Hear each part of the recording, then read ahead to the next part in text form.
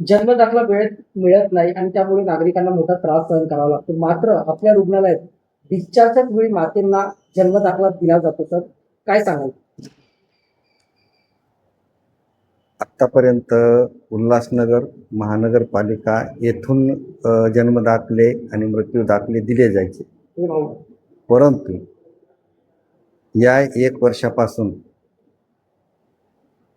मध्यवर्ती रुग्णालय उल्हासनगर या कॅम्पसमध्ये जन्मलेले बाळं आणि घडलेल्या मृत्यूच्या घटना, जन्म आणि मृत्यूचे प्रमाणपत्र याच दवाखान्यातून दिले जातात.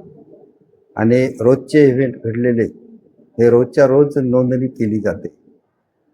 आज जन्मलेले बाळं, तेवढ्या बाळांची नोंदणी जन्माचे पोर्टलवर केली जाते आणि जन्माचे प्रमाणपत्र प्रिंट करून डिस्चार्ज कार्डाचे सोबत मातेच्या हातामध्ये जन्माचे प्रमाणपत्रही दिले जाते. त्यामुळे त्या मातेला पुन्हा पुन्हा चक्रा मारण्याची गरज पडणार नाही जन्म प्रमाणपत्रासाठी.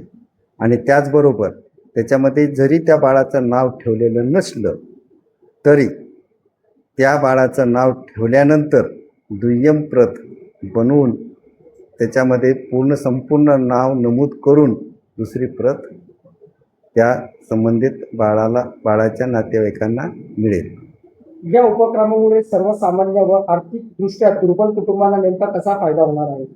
याचा एकच फायदा होणार आहे. पहिली प्रत जी आहे आम्ही बिना नावाची दिलेली जन्म प्रमाणपत्राची, ती मोफत दिली जाते. आणि नंतरचे नाव ठेवून जे प्रमाणपत्र द्यायचं आहे तर ती फक्त 20 रुपये सरकारच्या फीसप्रमाणे भरून ते रुग्णांच्या नातेवाईकाला मिळते.